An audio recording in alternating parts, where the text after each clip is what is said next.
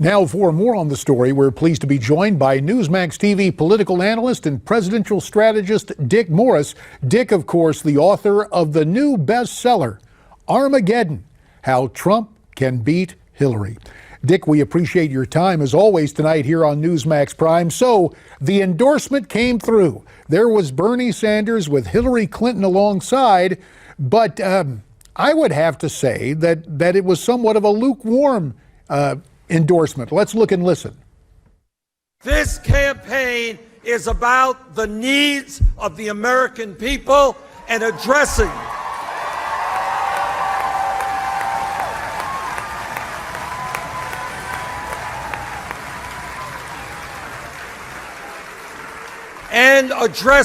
the very serious crises that we face. And there is no doubt in my mind that as we head into November, Hillary Clinton is far and away the best candidate to do that. All right, so there it was. These endorsements always caught up with emotion. And yeah, in terms of the volume, it was there. But really, the commitment, was Bernie just kind of going through the paces? Yeah, I think he was. But the real question is now, who gets the jump ball that is the Bernie Sanders vote? Does Trump have a shot at it, or does it go all to Hillary, or do they stay home, which will also be fine? And what Hillary has laid out a program to come on to the Trump voters. She's come out now for government-funded medical care for people over 55, which, by the way, would be about a 4% payroll tax increase from 3 to 7%. She's come out in favor of free college, which would be another huge expense, all to appease the Sanders voters. What Trump has to do now is come out with his own list of goodies, not costing more money, but cracking down on the banks that control Hillary's campaign and her life. He should endorse extending Glass-Steagall, regulating derivatives, breaking up the top 6 banks, opposing quantitative easing, and saying that Hillary can't follow that agenda because she's captive by this bank's special interest money. So in other words, tie her up on Wall Street. But as you mentioned earlier, Hillary is trying to offer that list of goodies, and free stuff, free college is of course for millennials. Now, it's very interesting, Dick. The latest polling from Jen Ford shows Hillary still has a long way to go with 18 to 30-year-olds. In fact, only 26% of white millennials and less than half of Hispanic millennials have a favorable viewpoint of Mrs. Clinton. Will the Sanders endorsement help her with that particular group of voters? Yeah, it could be very significant if Trump lets it go unopposed. But at core, the Sanders voters are not with him because of the goodies he proposed. They were with him long before that. They're with him because they hate Hillary and they think that she is controlled by Wall Street, which she is. And Trump, who is independent of Wall Street and has a developer's contempt for bankers, needs to stress that and needs to underscore his own independence. And that is the key issue on which you can take the voters away from Hillary. That's the whole point of my book, Armageddon. You've got to go after the Sanders voters, and now is the time when the bidding war has started. Well, one thing that we know Donald Trump has done fairly well for the most part is to use social media. He was quick to respond to this endorsement on both Facebook and Twitter. He posted a video on Facebook with a caption, "Bernie Sanders is totally sold out to crooked Hillary Clinton, hashtag crooked Hillary." And let's just take a look at a clip from that video. I don't think you are qualified if you have supported virtually every disastrous trade agreement which has cost us millions of decent paying jobs. I do question her judgment.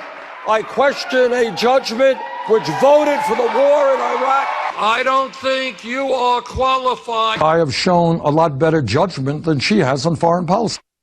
So you go in the vault, you find those bites where he criticizes Hillary, but that's kind of pro forma, is it not, on both sides of the aisle? Yeah, I think it is. And voters are grown-up people. They understand that in the end, a Democratic senator has to support the Democratic candidate. And that's all clear. But that doesn't mean his supporters have to move with him. He has radicalized and energized a vast new swath of the Democratic Party and committed them to an anti-bank, anti-Wall Street populist agenda, which Hillary cannot and does not follow. And Trump needs to underscore that and underscore the gap between himself and Hillary on those issues. This is the jump ball in this election. If Hillary can use the Sanders endorsement to persuade people that she's entitled to the Sanders vote, then Trump does not have a good shot at winning. But if Trump can make a good case with those voters, which he certainly can substantively, he just has to get out there and do it, it's going to be effective. I do not think having Bernie saying she's not qualified and now Bernie endorses, that's all standard partisan fare, not significant.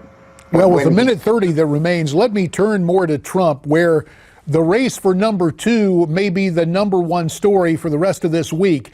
Time magazine reporting earlier today that the Trump campaign has it narrowed down to just 3: Mike Pence, Newt Gingrich, and Chris Christie. Now, of course, the talk yesterday and earlier today was all about General Michael Flynn. Do the media really know who Trump's going to pick? Yeah, I think they're being fed that. And they're probably being fed the name he's chosen plus 2 others just to keep it in play. My own thought is that on that list, Christie and Gingrich come with the territory. You sort of have to cite them. Christie because he's been such a strong supporter, and Gingrich because so many people want him to be BVP.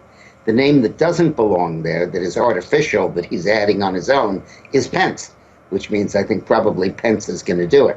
And let me say, I know Pence well. I think he's a great guy. I once toyed with supporting him for president, but I'm not sure what he brings to this ticket. That's my thought exactly. You know, Pence is a steady guy, but he's having a tough time in his re-election campaign in Indiana. What does he bring? And that's the question that mystifies me. So, is it going to be somebody from outside? I earlier mentioned Jim Jordan, the congressman from Ohio, as a dark horse. Any chance of somebody like that, Dick? 30 seconds. Well, Jordan would be a great choice, and Trump might choose to do it. But I think the inclusion of Pence in that list probably means it's Pence. And we'll know, by the way, because he has to decide by Friday, because Pence has to file his re-election papers by then. And if he's not going to run, another Republican has to file in his place. So Friday will be the deadline for that.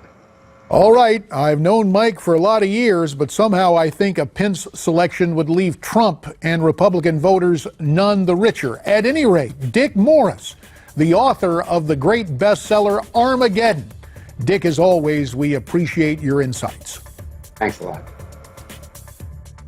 Coming up, your phone calls. We're keeping an eye on the Trump rally. It has yet to get underway. And up next, we talk about Obama in Dallas. Stay with us.